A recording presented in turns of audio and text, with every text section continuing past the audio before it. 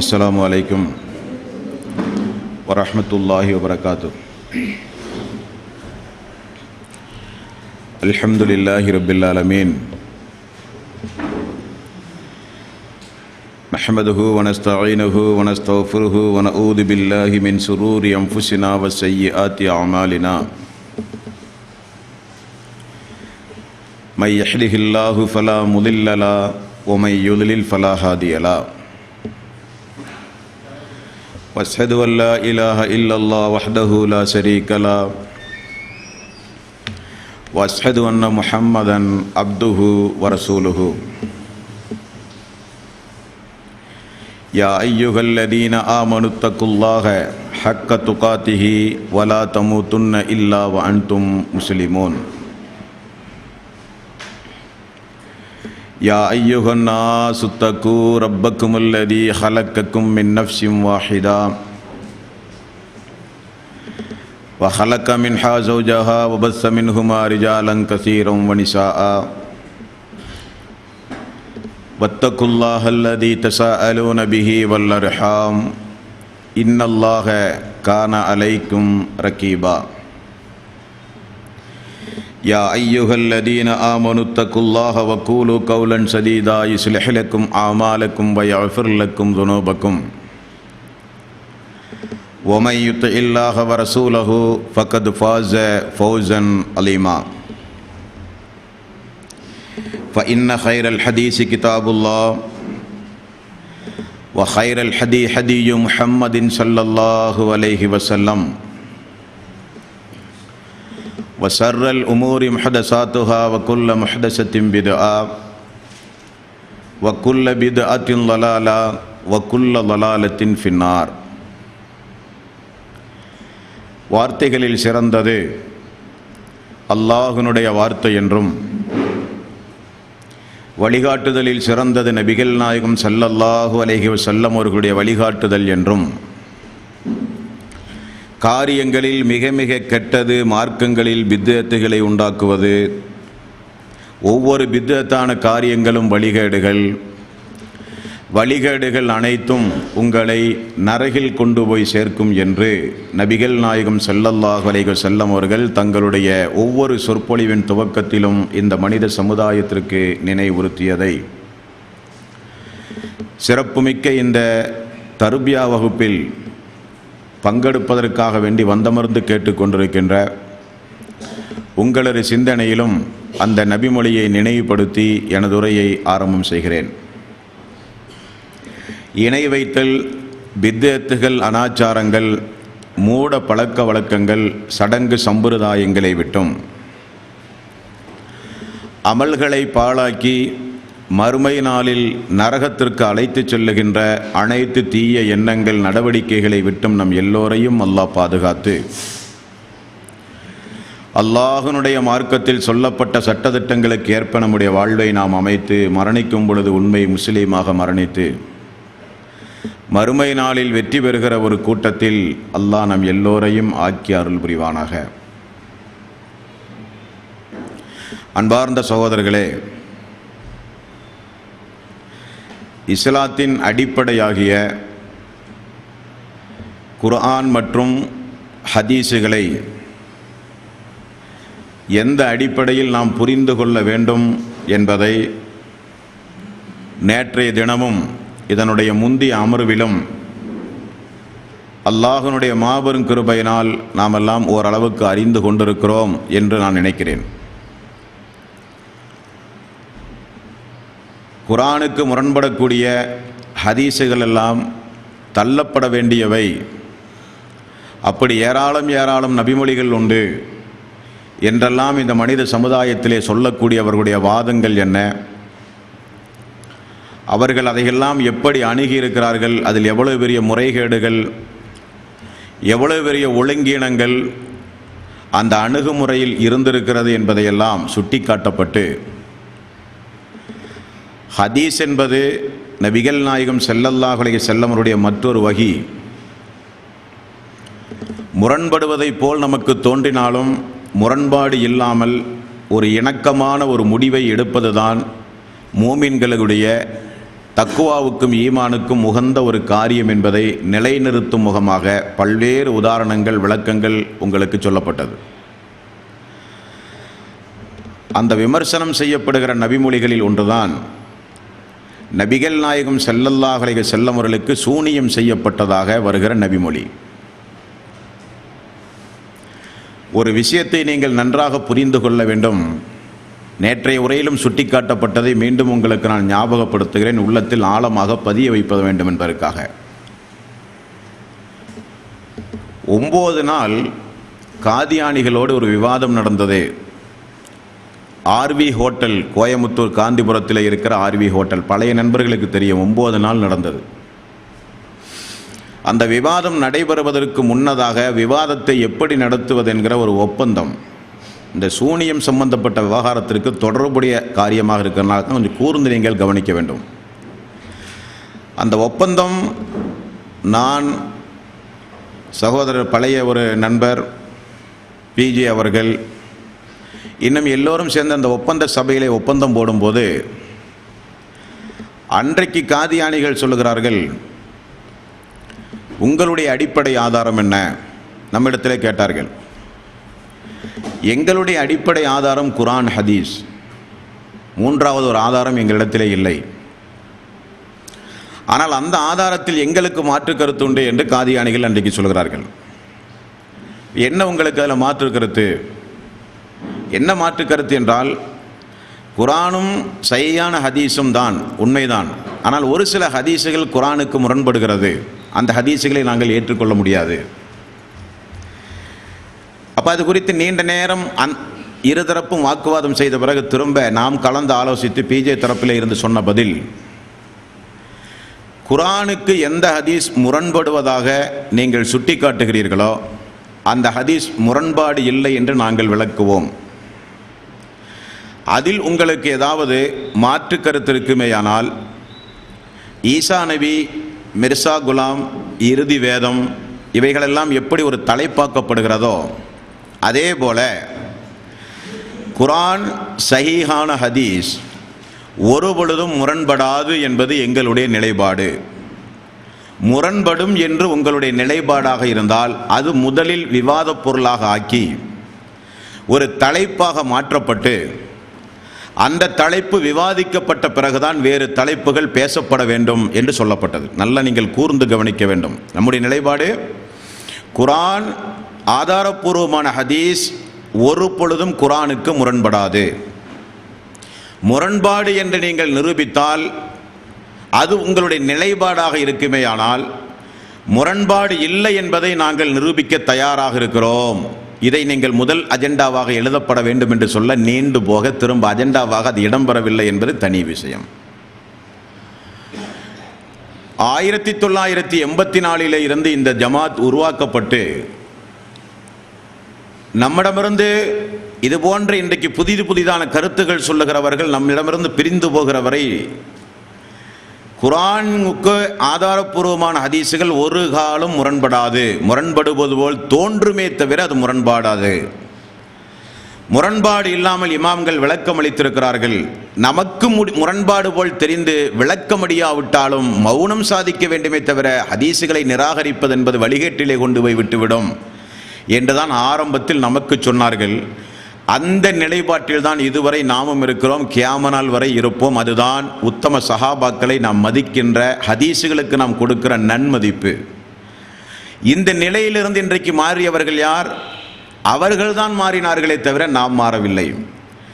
மாறியவர்கள் இன்றைக்கு நம்மீது சொல்லப்படுகிற விமர்சனம், எந்த ஹதீஸை வேண்டுமானாலும் ஏற்றுக்கொள்ள வேண்டுமாம், குர்ஆனுக்கு முரண்பட வேண்டுமானாலும் ஏற்றுக்கொள்ள வேண்டுமாம். இவர்களுக்கு குர்ஆனின் மீது ஒரு நன்மதிப்பு இல்லை.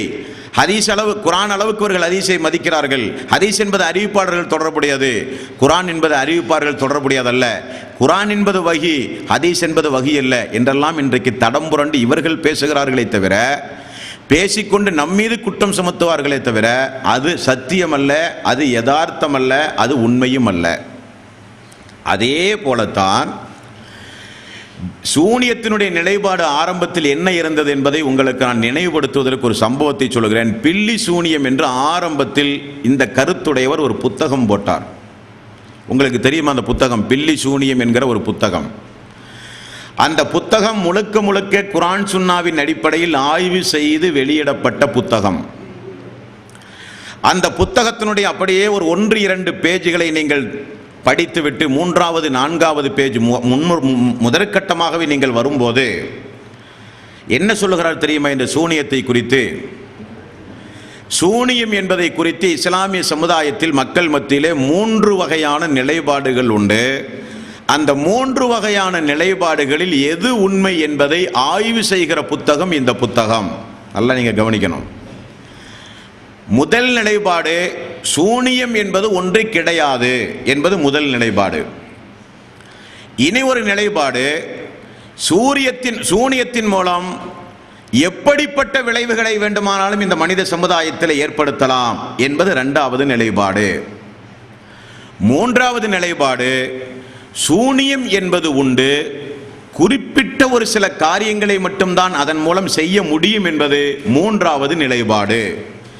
இந்த 3 நிலைப்பாட்டில் குர்ஆன் சுன்னாவுக்கு உகந்த நிலைப்பாடு எது என்று அந்த புத்தகத்தை ஆய்வு செய்கிற அன்பர் சொல்லுகிறார். சூனியம் இல்லை என்பதும் தவறு, சூனியத்தால் எப்படிப்பட்ட விளைவுகளையும் ஏற்படுத்தலாம் என்பதும் தவறு, சூனியம் உண்டு, அதன் மூலம் குறிப்பிட்ட ஒரு சில தவறுகளைத்தான் ஏற்படுத்த முடியும் என்பதுதான் குர்ஆன் சுன்னாவின் நிலைப்பாடு. அந்த நிலைப்பாட்டை தான் அல்லாஹ்வுடைய ரசூலுடைய ஹதீஸ்களிலே இருந்து நமக்கும் புலப்படுகிறது. அதுதான் சத்தியமும் கூட.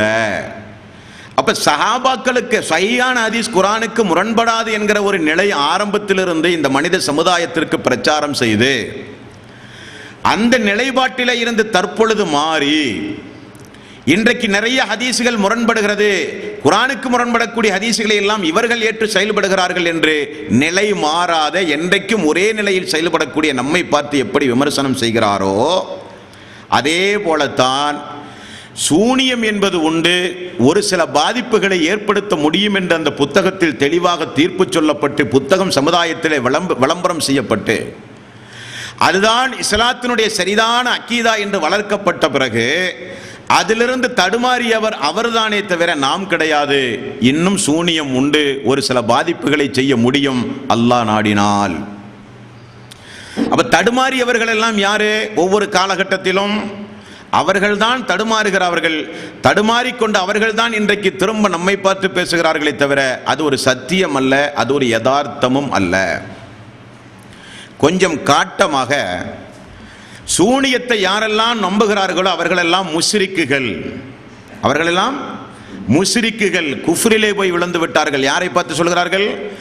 இணை வைத்தலை ஒழித்து ஏகத்துவத்தை நிலைநாட்டுவதற்காக ஒரு ஜமாத்தை உருவாக்கி அந்த ஜமாத்தில் எங்கெல்லாமோ இருந்து கொண்டிருந்த நம்மளை அங்கத்தினராக வாருங்கள் என்று அழைப்பு கொடுத்து அழைத்து அந்த ஜமாத்தினுடைய ஒரே அஜெண்டா இணை வைத்தலை ஒழித்து ஏகத்துவத்தை நிலைநாட்டி மக்களுக்கு தௌஹீதின்பால் அழைப்பு கொடுக்கக்கூடிய ஜமாத்து, அதில் அங்கத்தினராக இருங்கள், பிரச்சாரம் செய்யுங்கள் என்று சொல்லி நம்மை கொண்டு வந்து இந்த ஜமாத்திலே இணைத்து விட்டு மாற்று கருத்து கொண்டு வெளியே போய் இன்றைக்கு நம்மை பார்த்து என்ன சொல்கிறார்கள்? இவர்கள் எல்லாம் முஸ்ரிக் ஆகிவிட்டார்கள், இவர்களெல்லாம் சூனியத்தை நம்புவதன் மூலம் காஃபிராகி விட்டார்கள். அப்ப நிலை தடுமாறியவர்கள் அவர்கள் தானே தவிர நாம் அல்ல. சரி,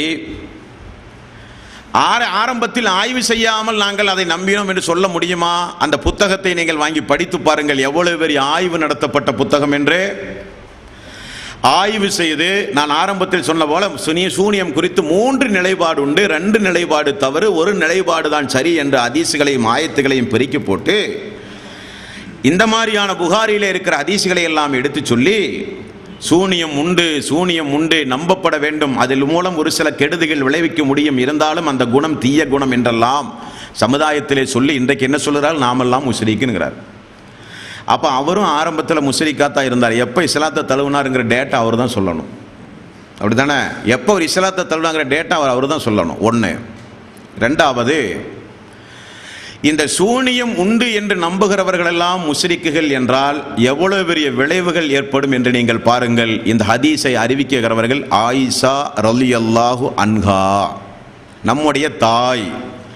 உலக மக்களுக்கெல்லாம் தாயாக இருக்கக்கூடிய ஆயிஷா ரலியல்லாஹு அன்ஹா அவர்கள் அறிவிக்கிறார்கள், ஸைத் பின் அர்கம் என்கிற மிகச்சிறந்த நபித்தோழரும் அறிவிக்கிற செய்திதான் இந்த சூனியம் சம்பந்தப்பட்ட செய்தி. அப்ப அறிவிக்கக்கூடிய சஹாபாக்களுடைய நிலை, ஹதீசுகளை இந்த மனித சமுதாயத்திற்கு பாதுகாத்து வழங்கப்பட வேண்டும் என்பதற்காக வேண்டி உயிரை தியாகம் செய்து அர்ப்பணித்த ஹதீஸ்களை மேதைகளுடைய நிலை, இதுதான் சரியான சுன்னா, சரியான ஹதீஸ் என்ற அடிப்படையில் சூனியம் செய்யப்பட்டவர்கள், மாந்திரிகமான காரியங்களில் ஈடுபடுகிறவர்களை மட்டுமே கண்டறிந்து மரண தண்டனை கொடுப்பதற்காக வேண்டி சவுதி அரசாங்கத்தின் மூலம் தனி ஒரு பிரிவே உண்டு. உங்களுக்கு தெரியுமா? குற்றவியல் சட்டத்தின் மூலம் எப்படி தண்டிப்பதற்கு நீதிமன்றங்களும் காவல்துறைகளும் உண்டுமோ, ஒவ்வொரு நாட்டுகளிலும் எப்படி உளவு பிரிவுகள் உண்டுமோ, அதே போல சூனியம் செய்து அலைந்து திரிகிறவர்களை மட்டும் தண்டிப்பதற்கு சவுதி அரேபியாவிலே தனி ஒரு சட்டமே உண்டு. அதையும் நீங்கள் கருத்தில் கொள்ள வேண்டும்.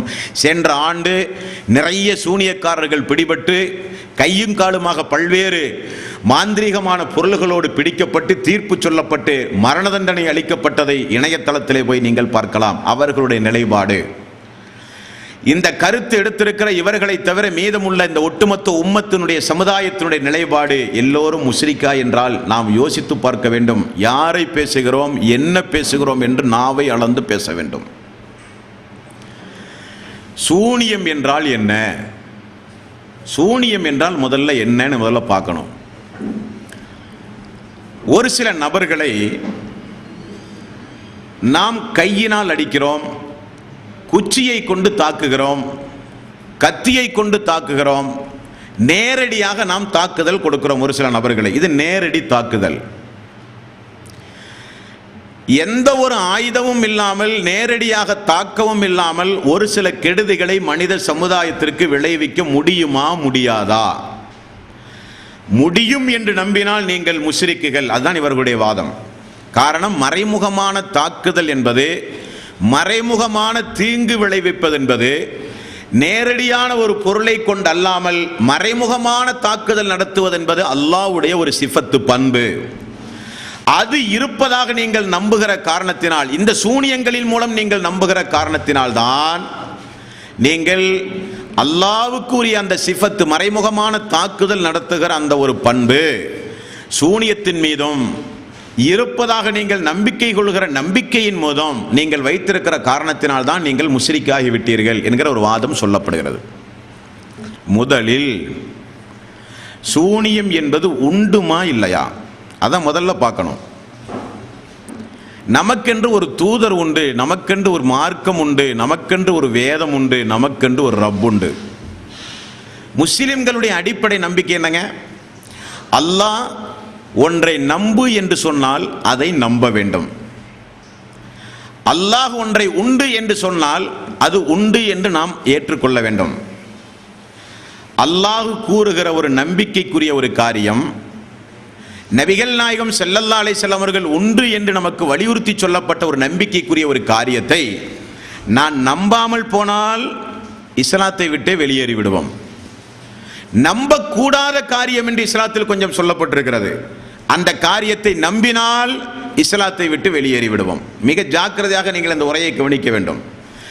நம்ப வேண்டிய காரியத்தை நம்பாவிட்டாலும் இஸ்லாத்தை விட்டு வெளியேறி விடுவோம். நம்பக்கூடாத காரியத்தை நம்பினாலும் ஈமான் பாதிக்கப்படும், இஸ்லாத்தை விட்டும் வெளியேறி விடுவோம். சூனியம் என்பது ஒன்று உண்டா? உண்டு. சூனியம், சிஹ்ர் என்கிற வார்த்தை திருக்குரானில் மொத்தம் 70 இடங்களில் இடம்பெறுகிறது. எத்தனை இடத்தில் இடம்பெறுது? 70 இடங்களில் சூனியம் என்கிற வாசகம் திருக்குரானிலே இடம்பெறுகிறது. நமக்கென்று அல்லாஹு தஆலா ஒரு தூதரை அனுப்பியிருக்கிறான். அந்த தூதர் நபிகள் நாயகம் ஸல்லல்லாஹு அலைஹி வஸல்லம் இந்த மனித சமுதாயத்தில் ஏதாவது ஒரு காரியம், நம்பிக்கை தொடர்பான ஒரு காரியம், அதாவது மறைமுக தாக்குதல் என்று வைத்துக் கொள்ளுங்களேன், நம்பிக்கை தொடர்பான ஒரு காரியம் கூடாத காரியமாக இருந்தால் நபிகள் நாயகம் ஸல்லல்லாஹு அலைஹி வஸல்லம் அவர்கள் மிக தெளிவாகவே கூடாத பட்டியலில் இடம்பெறச் செய்து நமக்கு அதை அறிவித்து தந்து நம்முடைய ஈமானை பாதுகாப்பார்கள் ரசூல் ஸல்லல்லாஹு அலைஹி வஸல்லம். புகாரி என்கிற நபிமொழி தொகுப்பில் 5707வது நபிமொழி, இந்த நபிமொழியில் எவையெல்லாம் கூடாது கூடாது என்று ரசூல் ஸல்லல்லாஹு அலைஹி வஸல்லம் அவர்கள் சொல்கிறார்கள் பாருங்கள். 5707 புகாரி. ரசூலுல்லாஹி ஸல்லல்லாஹு அலைஹி வஸல்லம் அவர்கள் சொல்கிறார்கள், தொற்று நோய் என்பது கிடையாது. எது கிடையாது? தொற்று நோய் என்பது கிடையாது. பறவைகளை கொண்டும் ஆந்தைகளை கொண்டும் சகுனம் பார்ப்பதும் கிடையாது. ரசூல் ஸல்லல்லாஹு அலைஹி வஸல்லம் அவர்கள் சொன்னார், பறவைகளை கொண்டு சகுனம் பார்ப்பது, நல்ல நாள் கெட்ட நாள் பார்ப்பது, கூடுமா கூடாதா என்பதை முடிவெடுப்பது, இந்த சகுனம் பார்ப்பது என்பது இஸ்லாத்தில் இல்லை, கூடாது. அடுத்தது ரசூல் ஸல்லல்லாஹு அலைஹி சொல்றார்கள், சபர் மாதம் பேடை மாதம் என்கிற நம்பிக்கை உண்டு, அதுவும் கூடாது என்று நபிகள் நாயகம் ஸல்லல்லாஹு அலைஹி வஸல்லம் அவர்கள் சொன்னார்கள். புகாரியில் 5707வது நபிமொழி. சூனியம் என்பது இல்லாத ஒரு நம்பிக்கை என்றால் நபிகள் நாயகம் ஸல்லல்லாஹு அலைஹி வஸல்லம் கூடாது என்று சொல்லி இருப்பாரா இல்லையா? அதான் முதல் கேள்வி. குர்ஆனில் 70 இடங்களில் திரும்ப திரும்ப அல்லாஹ் ரப்பல் ஆலமீன் சூனியம் என்பது ஒன்று உண்டு, அந்த கலையினுடைய விபரீதத்தை பிறகு நான் விளக்குகிறேன். மக்கள் சூனியக்காரன் என்றார்கள், சூனியத்தால் பீடிக்கப்பட்டவர் என்றார்கள். அல்லாஹ்வுடைய ரசூல் வேதத்தை கொண்டு வந்தபோது, உண்மையை கொண்டு வந்தபோது, பல்வேறு வகையான அற்புதங்கள் நிகழ்த்தும் பொழுதெல்லாம் சூனியக்காரர், சூனியம் செய்யப்பட்டவர், இது சூனியம், இந்த சூனியத்தை நாங்கள் நம்ப மாட்டோம் என்றெல்லாம் திருக்குர்ஆனில் 70க்கும் மேற்பட்ட இடங்களில் இடம்பெற்றிருக்கிற ஒரு சூனியம் என்கிற ஒரு கலை. சூனியம் என்பது ஒன்று இல்லை என்று எங்கும் அல்லாஹ்வுடைய ரசூல் சொல்லவில்லை. மாறாக சூனியம் உண்டு என்று ரசூல் ஸல்லல்லாஹு அலைஹி வஸல்லம் அவர்கள் கூறினார்கள். எங்கு கூறினார்கள் என்றால் அல்லாஹ்வுடைய ரசூல் புகாரியில் 2766வது நபிமொழி, 2766வது நபிமொழி, நபிகள் நாயகம் ஸல்லல்லாஹு அலைஹி வஸல்லம் அவர்கள் கூறுகிறார்கள். என்ன சொல்கிறார்கள் அல்லாஹ்வுடைய ரசூல்? கொஞ்சம் கவனித்து பாருங்கள். பெருமானார் ஸல்லல்லாஹு அலைஹி வஸல்லம் அவர்கள் சொல்கிறார்கள், 7 மனித சமுதாயத்தை அழித்தொழிக்கக்கூடிய 7 பெரும்பாவங்களை விட்டும் நீங்கள் தவிர்ந்து வாழுங்கள். யா ரசூலல்லாஹ், அந்த 7 பெரும்பாவங்கள் என்றால் என்ன? புகாரியில் 2766. 7 பெரும்பாவங்கள் என்றால் என்ன யா ரசூலல்லாஹ்? ரசூல் ஸல்லல்லாஹு அலைஹி வஸல்லம் அவர்கள் சொன்னார்கள், அல்லாஹ்வுக்கு இணை வைப்பது, இரண்டாவது சூனியம் செய்வது, சூனியம் செய்வது, மூன்றாவது நியாயமின்றி ஒரு உயிரை அநியாயமாக நீங்கள் கொலை செய்வது. அடுத்த நபிகள் நாயகம் ஸல்லல்லாஹு அலைஹி வஸல்லம் அவர்கள் கூறுகிறார்கள், அடுத்தது அல்லாஹ் புனிதப்படுத்தி உள்ள உயிர்களை கொல்வது, வட்டி வாங்குவது, அனாதைகளின் சொத்துக்களை உண்பது, போரின் போது புறமுதுகு காட்டி ஓடுவது, இறை நம்பிக்கை கொண்ட பெண்களின் மீது அவதூறுகளை கற்பிப்பது என்றெல்லாம் ரசூல் ஸல்லல்லாஹு அலைஹி வஸல்லம் அவர்கள் கூறுகிறார்கள். இங்க கவனிக்கப்பட வேண்டியது சூனியம், சூனியம் செய்வது. அப்ப சூனியம் என்பது ஒன்று உண்டு, அது மிகப்பெரிய பாவங்களில் உள்ளது. அதை கற்கவோ கற்பிக்கவோ அதை தேடி அலைந்து அந்த கலை வேண்டுமென்று நீங்கள் விரும்பவோ செய்வது என்னது? பெரும்பாவங்களில் உள்ள ஒரு காரியம் என்று நபிகள் நாயகம் ஸல்லல்லாஹு அலைஹி வஸல்லம் அவர்கள் கூறுகிறார்கள். சூனியம் என்பது உண்டுமா இல்லையா? அதான் முதல் கேட்க வேண்டிய கேள்வி. நம்மை பற்றி முஸ்ரிக் என்று சொன்னாலும் சரி, காஃபிர் என்று சொன்னாலும் சரி, அறியாத மக்கள் அவருடைய வாதங்களை நம்பி அப்படி ரோட்டுகளிலே போகிற பொழுது அந்த வாதம் தான் சரி என்று எனக்கு தோன்றுகிறது என்றெல்லாம் பேசுகிறவர்களானாலும் சரி, முதலில் கேட்கப்பட வேண்டிய கேள்வி, சூனியம் என்று ஒன்று உண்டுமா இல்லையா? உண்டு. 70 இடங்களில் திருக்குர்ஆனில் மட்டும் சிஹ்ர் என்கிற வார்த்தை பயன்படுத்தப்பட்டிருக்கின்றது. 2766 புகாரி இந்த நபிமொழிகளில் ரசூல் ஸல்லல்லாஹு அலைஹி வஸல்லம் பெரும் பாவங்களுடைய பட்டியலில் இந்த சூனியத்தை ரசூல் ஸல்லல்லாஹு அலைஹி வஸல்லம் அவர்கள் இடம்பெறச் செய்திருக்கிறார்கள். ஆகவே சூனியம் என்பது உண்டு. தெளிவாச்சா இல்லையா? சூனியம் என்பது உண்டு.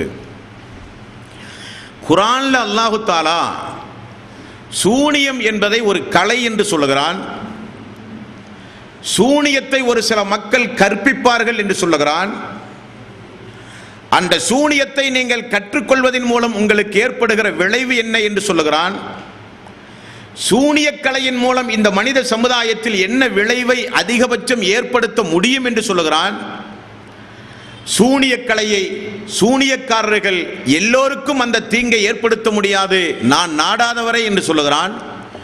சூனியம் என்பது ஒரு கலை, அது உங்களை குஃப்ரில் கொண்டு போய் விடும் என்று சொல்லுகிறான்.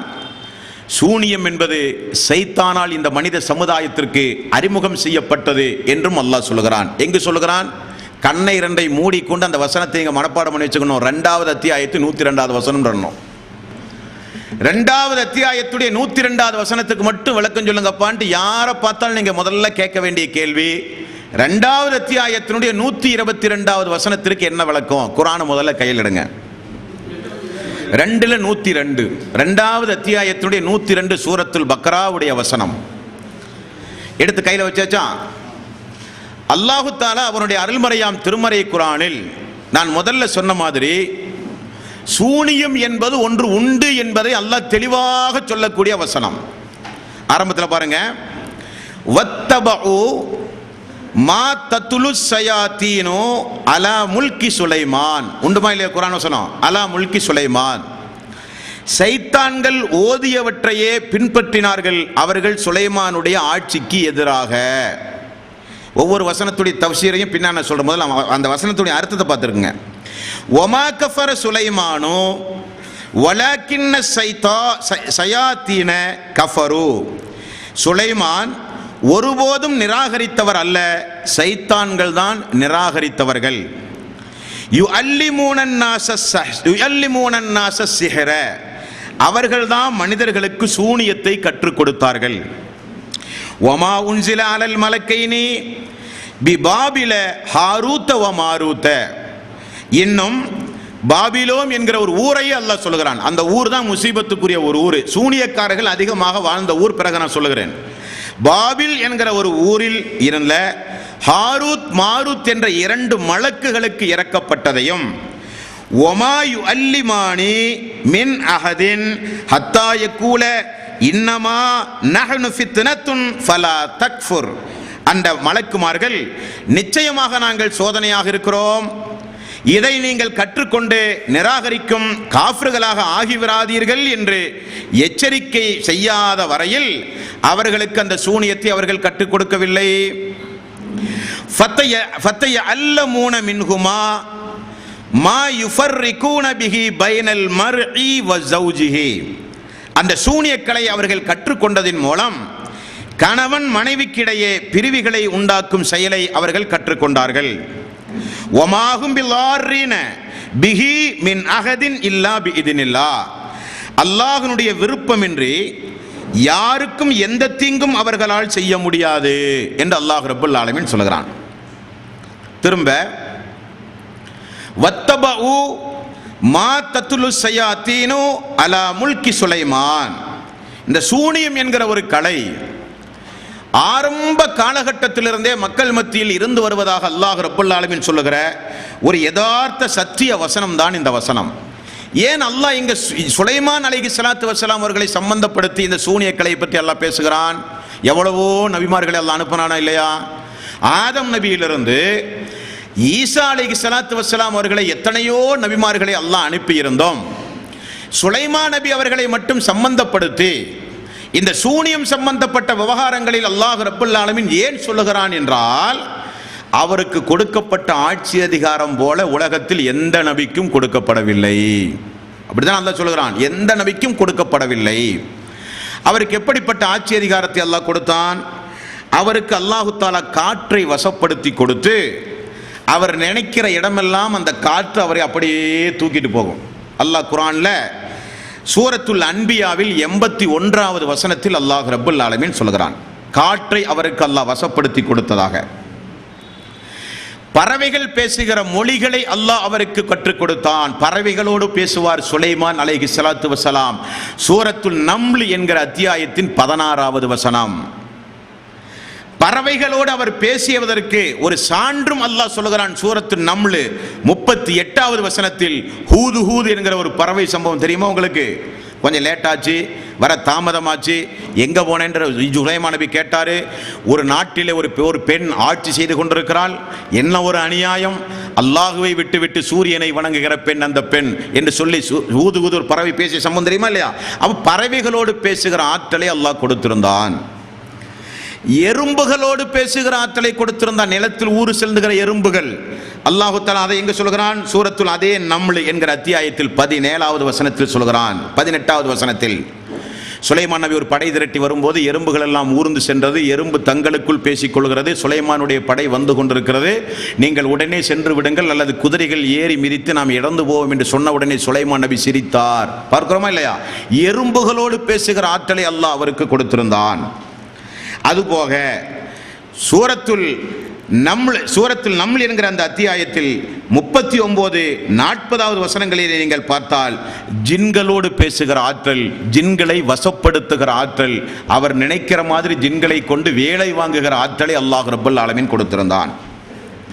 அந்த ஜின்களை கொண்டவர் என்னென்னமெல்லாம் செய்தார்கள் என்பதை சூரத்துல் சாத் என்கிற அத்தியாயத்தில் 13வது வசனம் 36லிருந்து 39 வரை உள்ள வசனங்களை பார்த்தால் மிகப்பெரிய பாறாங்கற்கள், மனிதன் உருட்ட முடியாத மிகப்பெரிய பாறாங்கற்களை கொண்டு கண்ணை கவர்கிற மாளிகையெல்லாம் கட்டினார் சுலைமான் அலைஹிஸ்ஸலாத்து வஸ்ஸலாம் என்று அவருடைய ஆட்சி அதிகாரத்தை, அவருக்கு அல்லாஹ் வழங்கிய சிறப்பு அம்சங்களை அல்லாஹ் ரப்பல் ஆலமீன் சொல்லுகிறான். இந்த யூதர்கள் என்ன செய்தார்கள் தெரியுமா? யூதர்களும் கிறிஸ்தவர்கள் எல்லாம் இப்படிப்பட்ட ஒரு ஆட்சி அதிகாரம் என்பது நிச்சயமாக இவருக்கு சூனியத்தின் மூலம்தான் கிடைத்திருக்கும். இது எந்த நபிக்கும் கொடுக்கப்படலன்னு யூதம் பார்க்குறான். ஆதம் நபியிலிருந்து, யூதம் யாரு?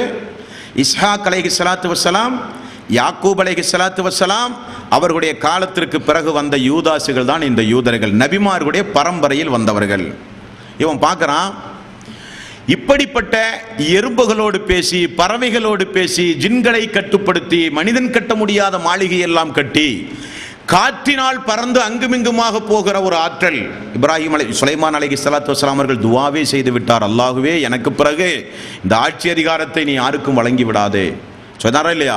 அப்படிப்பட்ட பிரம்மாண்டமான ஆட்சி அதிகாரத்தை பார்த்து இது நிச்சயம் சூனிய கலையின் மூலம்தான் இவர் இந்த வசதி வாய்ப்பை பெற்றார் என்று அன்றைய மக்கள் பேசினார்கள்.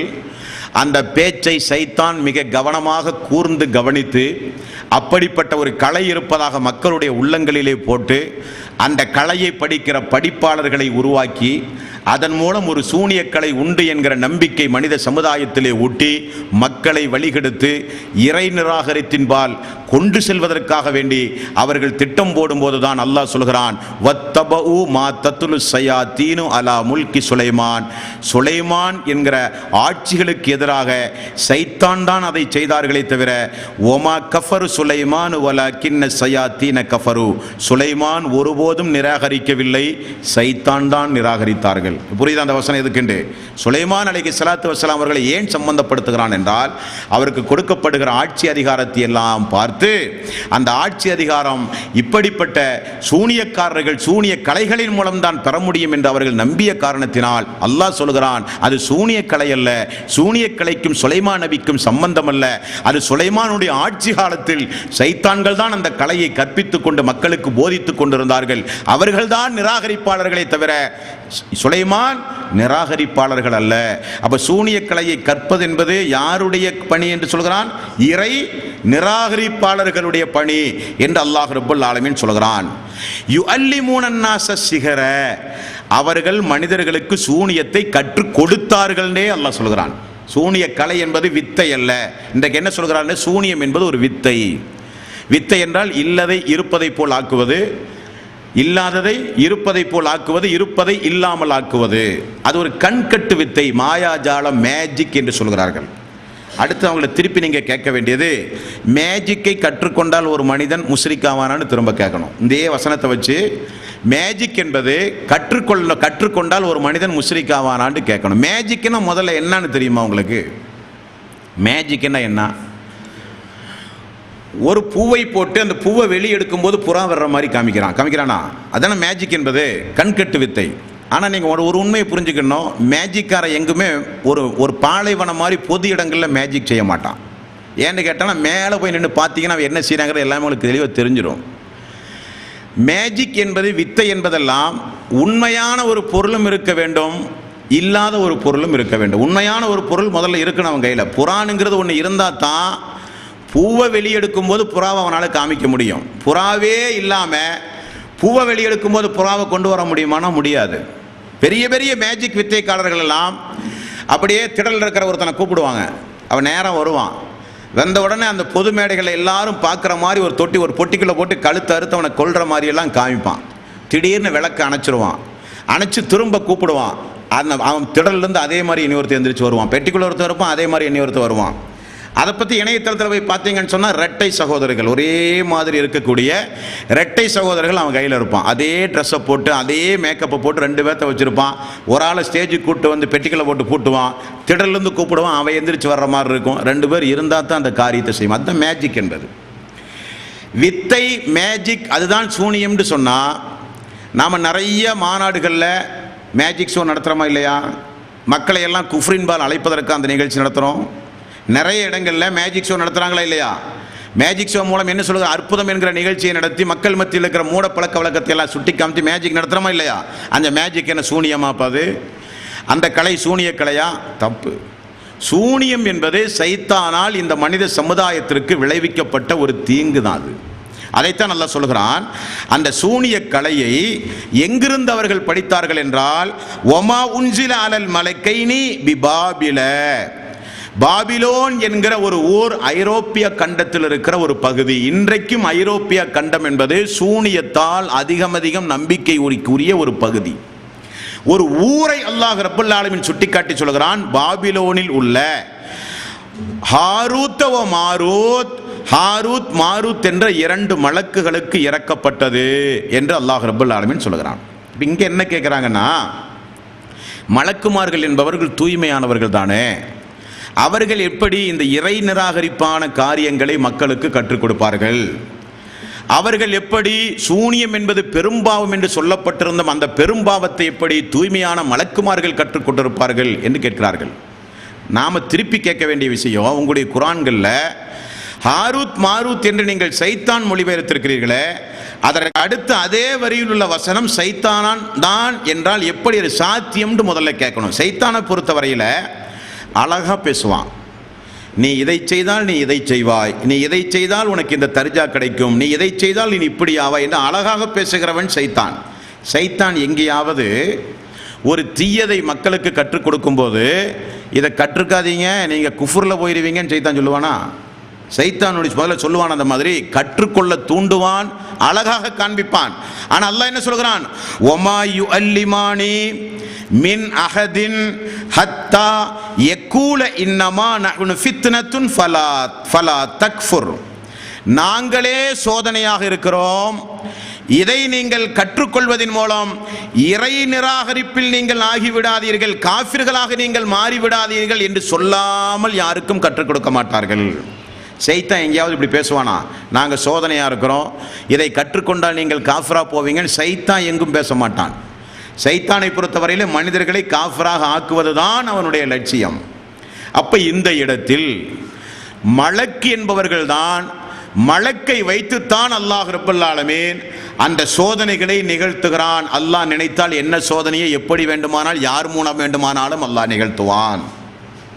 அடுத்து நீங்கள் கவனிக்கப்பட வேண்டிய விஷயம், சூனியக்கலையின் மூலம் என்ன விளைவை இந்த மனித சமுதாயத்தில் அதிகபட்சம் ஏற்படுத்த முடியும்?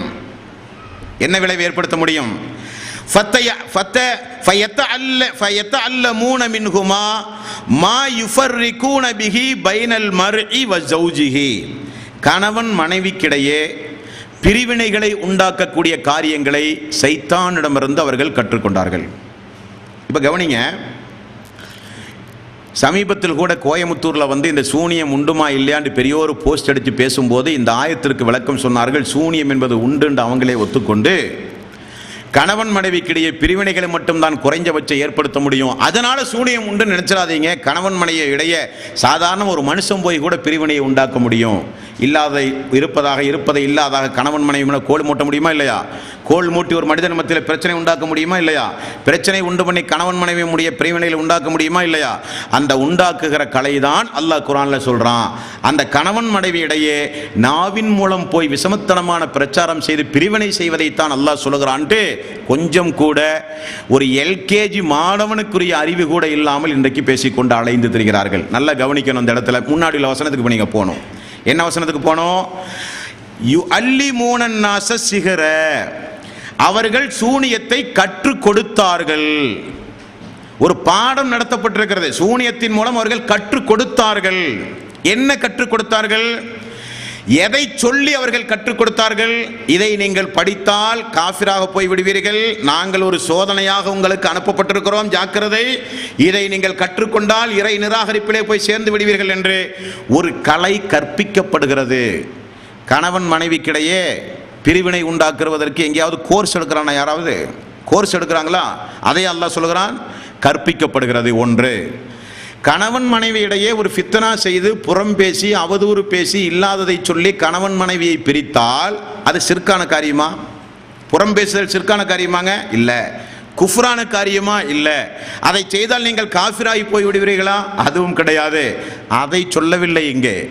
இது ஒரு கலை. இந்த கலை நிச்சயமாக சைத்தானால் உண்டு பண்ண முடியக்கூடிய வஸ்வாசான ஒரு கலை என்று அல்லாஹ் ரப்பல் ஆலமீன் திருக்குர்ஆனிலே சொல்கிறான். ஆனால் இந்த கலையை நீங்கள் கூர்ந்து கவனிக்க வேண்டும். இப்படிப்பட்ட ஒரு கலையை அந்த சைத்தான்கள், அந்த சூனியக்காரர்கள் எல்லோருக்கும் இப்படிப்பட்ட பாதிப்பை ஏற்படுத்த முடியுமா? முடியாது. அதையும் அல்லாஹ் தொடர்ந்து சொல்கிறான், வமாஹும் பில்லாஹ்ரீன பிஹி மின் அஹதின் இல்லா பிஇذنில்லாஹ், அல்லாஹ்வுடைய விருப்பமின்றி யாருக்கும் எந்த தீங்கும் அவர்களால் செய்யவே முடியாது என்று அல்லாஹ் அவனுடைய அருள்மறையாம் திருமறை குர்ஆனிலே திட்டவட்டமாக அல்லாஹ் ரப்பல் ஆலமீன் கூறிவிடுகிறான். இப்போ சூனியம் என்பது ஒன்று உண்டு. அதை பெரும்பாவம் என்று ரசூல் ஸல்லல்லாஹு அலைஹி வஸல்லம் அவர்கள் சொன்னார்கள். ரசூல் ஸல்லல்லாஹு அலைஹி வஸல்லம் அவர்கள், அல்லாஹ்வுடைய ரசூல், இந்த கலை உண்டு, இது மிகப்பெரிய பாவம் என்றும், அல்லாஹு தஆலா இந்த கலை உண்டு, இது இறை நிராகரிப்பில் உங்களை கொண்டு போய் விடும் என்றும், இந்த கலை உண்டு கணவன் மனைவிக்கிடையே பிரிவினைகளை உண்டாக்குகிற கலை என்றும், இதை நான் நாடினால்தான் நீங்கள் செய்ய முடியும், நாடியவர்களுக்குத்தான் இந்த பாதிப்பு ஏற்படுத்த முடியும் என்று அல்லாஹ் சொல்லுகிறான் திருக்குர்ஆனில். அப்ப அல்லாஹ் திருக்குர்ஆனில் சொன்ன ஒரு சூனியத்தை, நபிகள் நாயகம் ஸல்லல்லாஹு அலைஹி வஸல்லம் அவர்கள் சொன்ன ஒரு சூனியத்தை நம்புவதால் எப்படி நாம் முஸ்ரிக்காக மாறுவோம்? அல்லாஹ்வும் சொன்ன, அல்லாஹ்வுடைய ரசூலும் சொன்ன ஒரு நம்பிக்கை எப்படி நாம் முஸ்ரிக்காக மாறுவோம்? முடியாது. அடுத்து இந்த சூனியத்தை மக்களுக்கு விளக்கும் போது கொஞ்சம் கேர்ஃபுல்லாக நீங்கள் விளக்கணும். எப்படி விளக்கணும்? இப்போ உதாரணத்திற்கு என்னை ஒரு குச்சி வச்சு நீங்கள் அடிக்கிறீங்க. அடிக்கும்போது இன்ஷா அல்லாஹ், அல்லாஹ் நாடினால்தான் எனக்கு வலிக்கும்னு நான் சொல்ல மாட்டேன். இன்ஷா அல்லாஹ் சொல்கிறதுக்கு ஒரு அர்த்தம் வேணும். இன்ஷா அல்லாஹ் எப்போ சொல்லணும்னு இஸ்லாம் நமக்கு சொல்லித்தருது. தீ இருக்குது, தீயில கொண்டே கையை வச்சுட்டு இன்ஷா அல்லாஹ், அல்லாஹ் நாடினா தான் கை சுடும் நாங்கள் கொண்டே வைக்கும்போது இன்ஷா அல்லாஹ் சொல்லக்கூடாது. தீயினா சுடத்தான் செய்யும், குச்சினா அடித்தா வலிக்கத்தான் செய்யும். மூணாவது மாடியிலிருந்து ஒருத்தன் குதிக்கிறான், இன்ஷா அல்லாஹ் நான் கீழே விழுந்தா கால் ஒடியாதுன்னு சொல்லக்கூடாதுமா, கீழே விழுந்தேன் கால் உடையத்தான் செய்யும், அதுக்கு இன்ஷா அல்லாஹ் பயன்படுத்தக்கூடாது. அதே நேரத்தில் சூனியம் என்பது உண்டு, அது மக்களுக்கு பாதிக்குமா என்றால் அல்லாஹ் நாடினால்தான் பாதிக்கும்னு அங்கே தான் சொல்லணும். ஏன் அங்கே சொல்லணும்? அது ஒரு மறைமுகமான நம்பிக்கை, மறைமுகமான தீங்கு. மறைமுக தீங்கு என்பது அல்லாஹ் தன் கைவசம் வைத்திருப்பது. அந்த தீங்கை அல்லாஹு தஆலா அடியார்களுக்கு யாருக்காவது அல்லாஹ் கொடுக்க நாடினால், சூனியக்காரர்கள் நினைத்தாலும், மந்திரவாதிகள் நினைத்தாலும், ஜோசியக்காரன் நினைத்தாலும் அல்லாஹ் தெளிவாக சொல்லிவிட்டான், வமாஹும் பில்லாஹ்ரீன பிஹி மின் அஹதின் இல்லா பிஇذنில்லாஹ், அல்லாஹ் நாடினால் தான் அது நடக்குமே தவிர அல்லாஹ் நாடாவிட்டால் நடக்காதுன்னு அல்லாஹ் சொல்லிவிட்டான். அதை அப்படித்தான் மக்களுக்கு சொல்லணும். சூனியம் இருக்கா? இருக்கு. பாதிப்பு ஏற்படுத்த முடியுமா? ஏற்படுத்த முடியும். எந்த பாதிப்பு வேண்டுமானால் ஏற்படுத்த முடியுமா? எல்லா பாதிப்பையெல்லாம் ஏற்படுத்த முடியாது. என்ன பாதிப்பு ஏற்படுத்த முடியும்? அல்லாஹ் என்ன பாதிப்பை ஏற்படுத்த முடியும் என்று சொல்லுகிறானோ அந்த பாதிப்பை தான் ஏற்படுத்த முடியும். அது என்ன பாதிப்பு? 2வது அத்தியாயத்துடைய 102வது வசனத்தில் கணவன் மனைவிக்கிடையே பிரிவினைகளை உண்டு பண்ண முடியும் என்று சொல்லுகிற பாதிப்பு. அந்த பாதிப்பு எல்லோருக்கும் உண்டு பண்ண முடியுமா? முடியாது. அல்லாஹ் நாடினால் தான் முடியும். இப்படி தான் சூனியத்தை பற்றி விளக்கணும். அல்லாஹ் நாடினால் தான் முடியும். அல்லாஹ் நாடினால் தான் முடியும் என்று இந்த இடத்தில் மட்டும் ஏன் அல்லாஹ் சொல்கிறான்? அதை நீங்கள் புரிந்து கொள்ள வேண்டுமானால் சூரத்துல் 3வது அத்தியாயத்துடைய 49வது வசனத்தை பார்த்தீங்கன்னு சொன்னா, அல்லாஹ் நாடினால்ங்கிற வாசகத்தை எங்க எப்போ பயன்படுத்தணும்னு அல்லாஹ் நமக்கு ஒரு வகுப்பே எடுக்கிறான். 3வது அத்தியாயத்துடைய 49வது வசனம் கொஞ்சம் நீங்க என்ன பாருங்க. அதுக்கப்புறம் அந்த வசனத்தை குறிச்சுங்க. முதல்ல என்ன பாருங்க. அந்த வசனத்தை நீங்க கூர்ந்து கவனிச்சா, ஒரு மனிதன் இறந்த பிறகு அவனுக்கு மீண்டும் உயிர் கொடுத்து எழுப்புகிற ஆற்றல் யாருடைய ஆற்றல்? ரப்புடைய ஆற்றல். பிறவி குஷ்டம், பிறவி நோய் என்பது, பிறவி குஷ்டம் இருக்குத, இதை நீக்குகிற ஆற்றல் யாருக்குரியது? அவ்வளவு ஊனம், பிறவி குஷ்டம் இதெல்லாம் நீக்குகிற ஆற்றல் அல்லாஹ்வுக்கு தான் உண்டு. இப்படிப்பட்ட அல்லாஹ்வுக்குரிய ஒரு தனிச்சிறப்பை அல்லாஹு தாலா ஒரு இறை தூதருக்கு கொடுக்கும் போது, அந்த இறை தூதர் நான் நினைச்சவனுக்கெல்லாம் உயிர் கொடுப்பேன் அந்த இறை தூதர் சொல்ல முடியாது. நான் நினைத்தவர்களை எல்லாம் குணமாக்குவேன் என்ற இறை தூதர் சொல்ல முடியாது. நான் நினைத்தால் என்ற வாசகத்தை பயன்படுத்துகிற உரிமை அவருக்கு கிடையாது. காரணம், அற்புதங்கள் இருந்தால் தான் மக்கள் மத்தியிலே தூதர்களுக்கும் மனிதர்களுக்கும் கொஞ்சம் வித்தியாசம் இருக்கும். எந்த அற்புதம் இல்லாமல் நம்மளை மாதிரி அவர் சாதாரண மனிதராக இருந்தால் மக்கள் ஏற்க மறுப்பார்கள். ஏதாவது ஒரு அற்புதத்தை அல்லாஹ் ரப்பல் ஆலமீன் நிகழ்த்தி காட்டுவான். அந்த அடிப்படையில் ஈசா அலைஹிஸ்ஸலாத்து வஸ்ஸலாம் அவர்களுக்கு அல்லாஹ் நிகழ்த்திய அற்புதம், சிறு பச்சை குழந்தையா இருக்கும் போதே அல்லாஹ் பேச வைத்தான். மக்கள் எல்லாம் பார்த்தார்கள், பாக்கியவான்கள் அவர்கள். இந்த ஈசா அலைஹிஸ்ஸலாத்து வஸ்ஸலாம் இறந்தவர்களை உயிர் கொடுத்து எழுப்பும் பொழுதும், பறவைகளுக்கு உயிர் கொடுக்கும் பொழுதும், வெண்குஷ்டரோகிகளை நீக்கும் பொழுதும் அல்லாஹ்வுடைய அனுமதியோடு செய்கிறேன், அல்லாஹ்வுடைய நாட்டம் இல்லாமல் செய்ய மாட்டேன் என்று சொல்லித்தான் அல்லாஹ் செய்ய சொல்கிறான். ஏன்? அது மனிதர்களுடைய காரியம் அல்ல, அல்லாஹ்வுடைய காரியம். அதே போல சிஹ்ர் என்பது மறைமுகமான தாக்குதல் நடத்துகிற அல்லாஹ்வுடைய கைவசம் உள்ளது. அல்லாஹ் ஈமானுடையவர்களை சோதிப்பான், ஏகத்துவவாதிகளை அல்லாஹ் சோதிப்பான், ஈமானுடைய மக்களை அல்லாஹ் சோதிப்பான். சோதிப்பதற்கு பல விதங்களை அல்லாஹ் ரப்பல் ஆலமீன் உண்டாக்குவான். அப்படிப்பட்ட அல்லாஹ்வுடைய சோதனைக்கு உண்டான ஒரு காரியம்தான் சிஹ்ர் என்பது.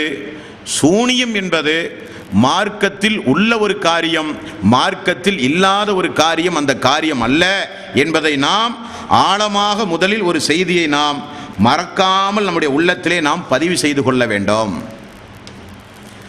அடுத்தது மிக முக்கியமான ஒரு டாபிக்கை பாருங்க. நான் ஆரம்பத்தில் சொன்னதுதான், தாக்குதல் 2 வகைப்படும். ஒன்று நேரடியான தாக்குதல், இன்னொன்று மறைமுகமான தாக்குதல். மறைமுகமான தாக்குதல் இந்த சூனியத்தை நம்புவதன் மூலம் உண்டு. ஆகவேதான் மறைமுகமான தாக்குதல் என்பது அல்லாஹ்வுக்குரிய ஒரு சிஃபத்தாக, பண்பாக இருக்கிற ஒரு காரணத்தினால் அந்த நம்பிக்கை, இந்த சிறுக்கு, இந்த சூனியத்தை நீங்கள் நம்புவதன் மூலம் உள்ளத்தில் ஏற்படுத்தி கொண்ட காரணத்தினால் நீங்கள் முஷ்ரிக்கா போயிட்டீங்கிறாங்க. இது எவ்வளவு பெரிய ஒரு தப்பான வாதம். சூனியம் முதல்ல உண்டுங்கிறதுக்கு ப்ரூஃப் நம்ம கொடுத்துட்டோம். 2வது, மறைமுகமான தாக்குதல் இன்னும் உண்டு இஸ்லாத்தில். சூனியம் மட்டுமல்ல, மறைமுகமான தாக்குதல் என்பது இஸ்லாமிய மார்க்கத்தில் இன்னும் உண்டு என்று நபிகள் நாயகம் ஸல்லல்லாஹு அலைஹி வஸல்லம் அவர்கள் சொன்ன செய்தி புகாரியில் 5944, 3371. மறைமுகமான இனி ஒரு தாக்குதல் ரசூலுல்லாஹ் சொல்றாங்க. சூனியம் இல்லாத மறைமுகமான ஒரு தாக்குதலை நபிகள் நாயகம் ஸல்லல்லாஹு அலைஹி வஸல்லம் அவர்கள் சொல்கிறார்கள். 5944, 3371. இந்த 2 நபிமொழிகளிலும் நபிகள் நாயகம் ஸல்லல்லாஹு அலைஹி வஸல்லம் அவர்கள் சொல்கிறார்கள். பாருங்கள், 5740 புகாரியில் ரசூல் ஸல்லல்லாஹு அலைஹி வஸல்லம் அவர்கள் சொன்னார்கள், கண்ணேறு ஏற்படுவது உண்மையே. கண்ணேறு ஏற்படுவது என்பது உண்மை. கன்ஜிஸ்டின்னு சொல்லுவோமா இல்லையா? கண்ணேறு ஏற்படுவது என்பது உண்மைதான் என்று ரசூல் ஸல்லல்லாஹு அலைஹி வஸல்லம் அவர்கள் சொன்ன செய்தி புகாரியில் 5740வது நபிமொழி. அடுத்து அதே புகாரியில் நபிகள் நாயகம் ஸல்லல்லாஹு அலைஹி வஸல்லம் அவர்கள் சொன்ன செய்தி பாருங்க. ஹசன் ஹுசைன் ரலியல்லாஹு அன்ஹு அவர்களுக்கு ரசூல் ஸல்லல்லாஹு அலைஹி வஸல்லம் அவர்கள் ஒரு பிரார்த்தனை செய்கிறார்கள். என்ன பிரார்த்தனை? யா அல்லாஹ், நச்சு பிராணிகளிடமிருந்தும் எனது பேர மக்களை நீ காப்பாற்றியா அல்லாஹ், சைத்தானிடமிருந்து நீ காப்பாற்றியா அல்லாஹ், தீய கண்களிலே இருந்தும் நீ காப்பாற்றியா அல்லாஹ் என்று ரசூல் ஸல்லல்லாஹு அலைஹி வஸல்லம் அவர்கள் பிரார்த்தனை செய்கிற செய்தி புகாரில நீங்க பாருங்க. அப்ப கண்ணேறு என்பது இஸ்லாத்தில் உண்டு. கண்ணேறு என்றால் என்ன? நேரடியான தாக்குதல். அது நேரடி தாக்குதலா? கண்ணேறு என்பது நேரடி தாக்குதல் அல்ல, அது ஒரு மறைமுகமான தாக்குதல். மறைமுகமான தாக்குதல் எங்கெல்லாம் உண்டு என்று இஸ்லாம் சொல்லுகிறதோ அதற்கெல்லாம் ஒரு கான்செப்ட் நீங்க முதல்ல அடிப்படையை புரிந்து கொள்ள வேண்டும். அல்லாஹ் நாடினா தான் நடக்கும். அல்லாஹ் நாடாம எந்த காரியமும் நடக்காது. அதான மறைமுகமான தாக்குதல். சைத்தானுடைய தாக்குதல் ஆனாலும், கண்ணேர் என்கிற தாக்குதல் ஆனாலும், சிஹிர் என்கிற தாக்குதல் ஆனாலும் அது ஒரு மறைமுகமான தாக்குதல். அந்த தாக்குதல் கண்டிப்பாக உண்டு. அதிலிருந்து ரசூல் ஸல்லல்லாஹு அலைஹி வஸல்லம் அவர்கள் பிரார்த்தனை செய்திருக்கிறார்கள். அப்ப இந்த மறைமுகமான தாக்குதலை இஸ்லாத்தில் என்ன சொல்றது? அப்ப மறைமுகமான தாக்குதல் என்கிற ஒரு காரணத்தை வைத்து சூனியம் என்கிற ஹதீஸை நிராகரிக்கவோ, நம்புகிற மக்களை இவர்கள் குஃப்ரில் போய்விட்டார்கள், இணை வைத்தலில் போய்விட்டார்கள் என்று சொல்லுவதோ அது அடிப்படை ஆதாரமற்றது. ஹதீஸுகளை நிராகரிக்கிற பாங்கு அல்லாஹ் மறுமை நாளிலே விடமாட்டான். அடுத்த ஒரு சம்பவத்தை பாருங்கள். புகாரியில் 5762. இந்த புகாரியில் 5762 நபிகள் நாயகம் ஸல்லல்லாஹு அலைஹி வஸல்லம் அவர்கள் சொல்லுகிற செய்தியை கொஞ்சம் கூர்ந்து நீங்க கவனிச்சீங்கன்னு சொன்னா நிறைய உண்மைகள் உங்களுக்கு விளங்கும். அதே போல 6213 இதில் ரசூல் ஸல்லல்லாஹு அலைஹி வஸல்லம் அவர்கள் சொன்னார்கள், அல்லாஹுவினுடைய தூதர் அவர்களிடம் சில மக்கள் ஜோதிடம் சொல்றாங்களா இல்லையா, ஜோசியக்காரர்கள், அவர்களை குறித்து கேட்டார்கள். ரசூல் ஸல்லல்லாஹு அலைஹி வஸல்லம் ஜோதிட கலை என்கிற ஒரு கலையை குறித்து அது ஒரு உண்மைக்கு புறம்பானது என்பதை போல ரசூல் ஸல்லல்லாஹு அலைஹி வஸல்லம் அவர்கள் அது குறித்து பெரிதாக விளக்கம் சொல்ல முற்படவில்லை. மக்கள், அல்லாஹ்வின் தூதரே, ஜோதிடர்கள் செய்யக்கூடிய ஒரு சில காரியங்கள், சொல்லுகிற ஒரு சில செய்திகள் ஒரு சில நேரங்களில் உண்மையாக கூட இருக்கிறதே யா ரசூலல்லாஹ் என்று கேட்டார்கள்.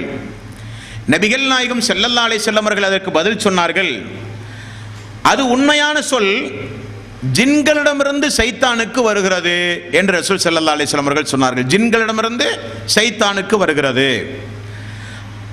அல்லாஹ்வுடைய ரசூல் சொன்ன செய்திகளை பார்க்கும்போது ஆரம்ப காலகட்டத்திலெல்லாம் இந்த குர்ஆன் இறக்குவதற்கு முன்னதாக, அல்லாஹ்வுடைய ரசூல் இறுதி நபி தானே, இந்த இறுதி நபி அல்லாஹ்வுடைய ரசூல் வருவதற்கு முன்னதாக அல்லாஹ் மலக்குமார்களுக்கு இடுகிற கட்டளைகள் எல்லாம் சைத்தான்கள் வானலோகத்திற்கு சென்று ஒட்டு கேட்கும். பிறகு அது பூமிக்கு வந்து நல்லவர்களிடத்திலே சொல்லாது ஜோசியக்காரனிடத்திலே போய் சொல்லும். அப்பொழுது அல்லாஹ் ஒவ்வொரு மனுஷனுக்கு ஒரு கட்டளை பிறப்பிப்பான இல்லையா, அவனுடைய ரிஸ்க், ஆயுள் காலம், நோய் நிவாரணம் எல்லாம் அறிவிப்பான இல்லையா. அதில் கேட்டு வந்து ஜோசியக்காரன்ட்ட அந்த ஜின்கள் வந்து சொல்லும். அந்த ஜோசியக்காரன் சொல்வதை மக்கள் நம்புவார்கள், ஈமான் பாழ்வடைந்து போகும். இது ஆரம்ப காலகட்டத்தில் இருந்தது. பிறகு அல்லாஹ் தஆலா அந்த ஒட்டு கேட்கிற அந்த சைத்தான்களுக்கு அல்லாஹ் ஒரு நெருப்பை கொண்டு வீசி ஒட்டு கேட்க முடியாமல் அல்லாஹ் தடுத்து விட்டான்.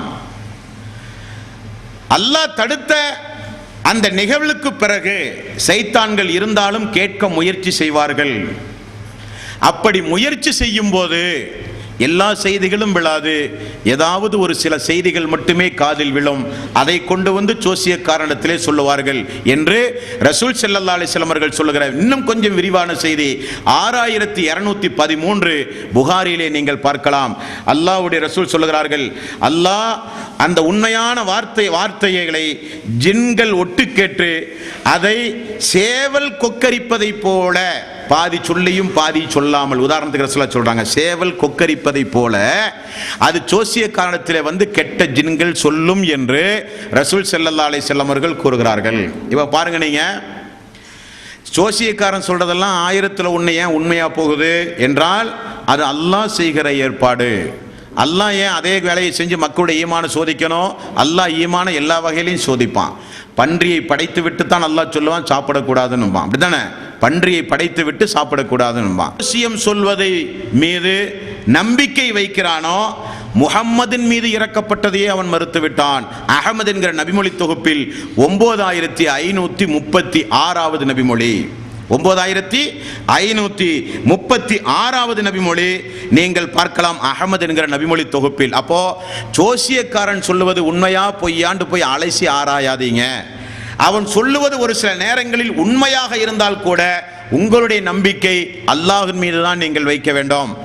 அவனை போய் நம்பி அவன் சொல்வதெல்லாம் எதிர்காலத்தில் எனக்கு நடக்கும் என்று நீங்கள் நம்பினால் முஹம்மதின் மீது இறக்கப்பட்ட வேதத்தை நீங்கள் மறுத்தவர்களைப் போல் ஆவீர்கள் என்று ரசூல் ஸல்லல்லாஹு அலைஹி வஸல்லம் அவர்கள் எச்சரிக்கை செய்கிறார்கள். இது ஜோசியம் என்பது, ஜோசியக்காரன் சொல்வதென்பது ஒரு மறைமுகமான செய்தியை மறைமுகமாக சொல்வதைப் போல் தானே அது. அப்போ அல்லாஹ் தஆலா இப்படிப்பட்ட ஏற்பாட்டை எல்லாம் செய்வான். இன்னும் ஒரு ஆதாரத்தை பாருங்க, மறைமுகமான ஒரு சிஃபாவை இதே புகாரியில் 5749வது நபிமொழியில் பாருங்க, அபு சயீத் அல் குத்ரி ரலியல்லாஹு அன்ஹு அவர்கள் அறிவிக்கிற செய்தி. அல்லாஹ்வினுடைய தூதர்கள், அல்லாஹ்வுடைய தூதர் ரசூல் ஸல்லல்லாஹு அலைஹி வஸல்லம் தோழர்கள் ஒரு நாள் பயணமாகிறார்கள். இது உங்களுக்கெல்லாம் தெரிந்த நபிமொழி தான். அப்படி பயணமாகி ஒரு கூட்டத்தார்கிட்ட போறாங்க. அந்த கூட்டத்தாருடைய தலைவனுக்கு அன்றைக்கு விஷக்கடி தேள் கொட்டி விடுகிறது. அந்த குழு, அந்த கோத்திரம் தலைவனை காப்பாற்றுவதற்காக வேண்டி கடுமையான வைத்தியத்தில் இறங்குகிறார்கள். ஒன்றும் அவர்களுக்கு சிஃபா அடையவில்லை.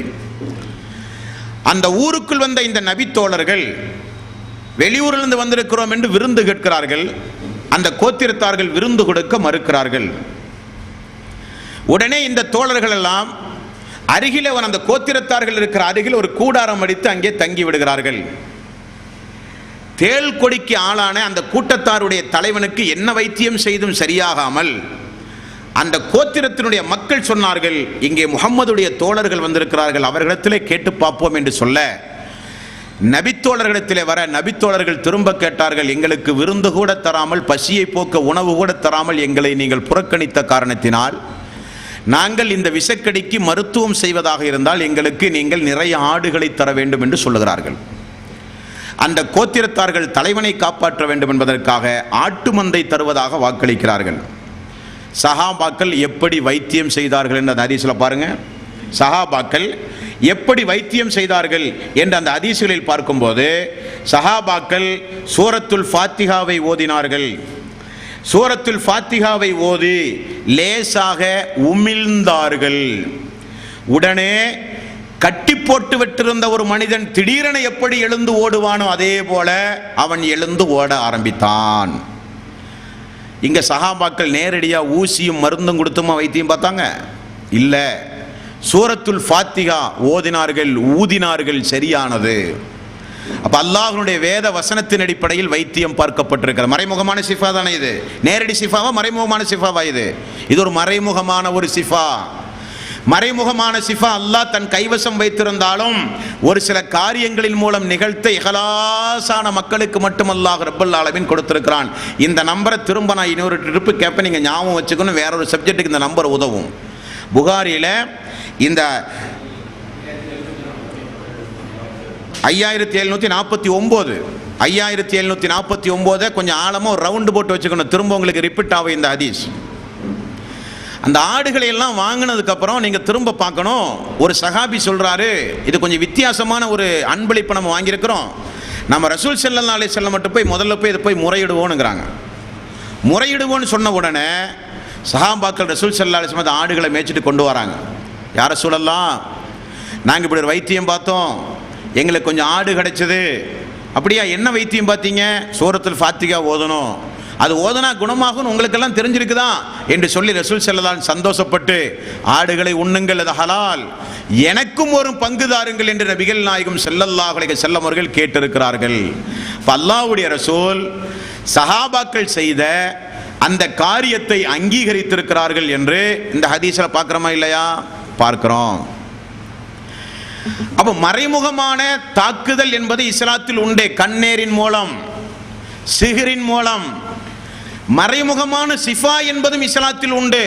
விஷக்கடிக்கு சஹாபாக்கள் ஓதி பார்ப்பதின் மூலம், கண்ணேருக்காக ரசூல் ஸல்லல்லாஹு அலைஹி வஸல்லம் அவர்கள் பிரார்த்தனை செய்திருக்கிறார்கள். ஆக மறைமுகமான தாக்குதல், மறைமுகமான சிஃபா என்பதெல்லாம் மார்க்கத்தில் உண்டு என்று அல்லாஹும் அல்லாஹ்வுடைய ரசூலும் சொன்னால் நம்ப வேண்டும். இல்லை என்று சொன்னால் நாம் நம்ப வேண்டிய அவசியம் இல்லை. உண்டு என்றால் உண்டு என்று நம்ப வேண்டும். எந்த அளவுக்கு பாதிப்பை ஏற்படுத்த முடியும் என்று அல்லாஹ் சொல்கிறான், அல்லாஹ்வுடைய ரசூல் சொல்கிறார்கள், அந்த அளவுக்கு பாதிப்பை ஏற்படுத்த முடியும். யாருக்கெல்லாம் பாதிப்பை ஏற்படுத்த முடியும் என்றால் அல்லாஹ் நாடியவர்களுக்கு மட்டும்தான் பாதிப்பை ஏற்படுத்த முடியும். சூனியம் என்பது ஒரு மனிதன் கற்றுக் கொடுக்கக்கூடிய ஒரு கலையா என்றால் அது கற்றுக் கொடுக்கக்கூடிய கலை. அதை மக்கள் கற்கிற கலையா என்றால் மக்கள் அதை கற்க முடியும். அந்த கற்றுக் கொடுப்பவனும் கற்க முடியும் என்கிற அதை கற்க தேடி போகிறவனும் இஸ்லாத்துடைய தீர்ப்பென்ன? இறை நிராகரிப்பாளர்கள். பெரும்பாவத்தை செய்த மக்கள் சூனியம் செய்வது பெரும் பாவங்களில் ஒன்று, அதிலிருந்து நீங்கள் தவிர்ந்து கொள்ளுங்கள் என்று நபிகள் நாயகம் ஸல்லல்லாஹு அலைஹி வஸல்லம் அவர்கள் கூறிவிட்டார்கள். ஆக சூனியம் என்பது இல்லாத ஒன்றல்ல, இருக்கிற ஒன்றுதான். அப்ப இந்த ஆயத்தின் அடிப்படையிலும் ஹதீஸின் அடிப்படையிலும் நம்புகிற காரணத்தினால் எப்படி இந்த சமுதாயம் முஸ்ரிக்கான சமுதாயமாக மாறும், எப்படி இந்த சமுதாயம் காஃபிரான சமுதாயமாக மாறும்? இவர்களாகவே ஒரு முடிவெடுத்து, நான் ஆரம்பத்தில் சொன்ன மாதிரி ஆரம்பத்தில் அந்த நிலையில் இருந்து பிறகு நம்மளையெல்லாம் முஸ்ரிக்காக்கிட்டு அவர் மட்டும் தனியாக இஸ்லாத்தை தழுவி இருக்கிறார்னா இது எந்த வகையில் நியாயம்? இது எந்த வகையில் நியாயம்? இது மிகப்பெரிய அநியாயம். இது சஹாபாக்கள், தாபியன்கள், தபா தாபியன்கள், இமாம்கள், ஹதீஸ்களை மேதைகள் எல்லோரையும் சேர்த்து முஸ்ரிக்காகுகிற ஒரு நிலை. அல்லாஹ் இந்த நிலையிலிருந்து நம்மை காப்பாற்ற வேண்டும். பாமர மக்கள் தெரிந்து கொள்ள வேண்டும், இது மார்க்கத்தில் அனுமதிக்கப்பட்டது, அல்லாஹ் குர்ஆனில் சொல்லக்கூடிய ஒரு காரியம் என்பதை முதல்ல முடிவு செய்யணும். அடுத்து 2ல் 102 எப்படி மனனம் செய்ய வேண்டிய ஆயத்தோ அதே போல 7வது அத்தியாயத்தினுடைய 11, 12 நீங்கள் மனப்பாடம் செய்ய வேண்டிய ஆயத்.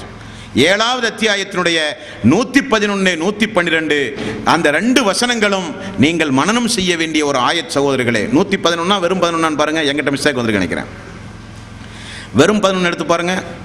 ஃபிரௌனுடைய சூனிய சம்பந்தப்பட்ட விஷயம் வெறும் 11, 111 பாருங்க. 111 ரைட். 111, 112 அப்போ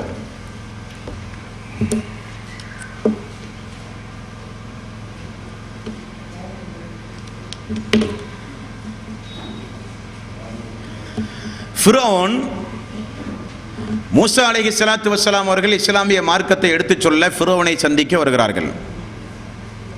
ஃபிரௌன் என்ன செய்கிறான்? மூசா அலைஹிஸ்ஸலாத்து வஸ்ஸலாம் அவர்களை ஒரு சூனியக்காரர் என்று தீர்மானம் செய்து விடுகிறான். அப்பொழுது ஃபிரௌன் என்ன செய்கிறான் என்பதை நீங்கள் அந்த இடத்துல கூர்ந்து கவனித்தால், சூனியக்கலையை படித்த மனிதர்கள் இந்த பூமியிலே வாழ்ந்திருக்கிறார்கள் என்பது உங்களுக்கு தெரிய வரும். என்ன தெரிய வருகிறது? அந்த வசனத்தில் யஅ்தூக பிகுல்லி சாஹிரின் அலீம் வாசகம் உண்டுமா இல்லையா? யஅ்தூக பிகுல்லி சாஹிரின் அலீம், அதாவது அந்த சூனியக்காரர்கள் எல்லாம் இந்த பூமியில் இந்த எனது பகுதியில் இருக்கிற சூனியக்காரர்களை எல்லாம் நீங்கள் அழைத்து வாருங்கள் என்று ஃபிரௌன் கட்டளையிடுகிறான். அந்த சூனியக்காரர்கள் எல்லாம் உம்மிடம் வருவார்கள் என்று அல்லாஹ் ரப்பல் ஆலமீன் சொல்லுகிறான். அந்த அடிப்படையில் சூனியக்காரர்கள் எல்லாம் வரவழைக்கப்பட்டார்கள். எதற்காக வேண்டி அவ்வளவு பெரிய ஒரு சபையை உண்டாக்குறான்னு சொன்னா, மூசா அலைஹிஸ்ஸலாத்து வஸ்ஸலாமுடைய சூனியத்தை தோற்கடிப்பதற்காக தனது ஆட்சியின் கீழ் இருக்கிற மூத்த சூனியக்காரர்களை எல்லாம் கொண்டு வந்து சபையை நிரப்பிவிட்டான். சபையை நிரப்பிய பிறகு மூசா அலைஹிஸ்ஸலாத்து வஸ்ஸலாம் அவர்கள் சொல்லுகிறார்கள், கால அல்கு, நீங்கள் இதை முதலில் போடுங்கள் என்று மூசா அலைஹிஸ்ஸலாத்து வஸ்ஸலாம் அவர்கள் சூனியத்தில் அந்த பக்கம் போட்டி நடக்க போகுது, நீங்க போடுங்கன்னு சூனியக்காரர் சொல்றார். ஃபலம்மா அல்கௌ, அவர்கள் போட்டபோது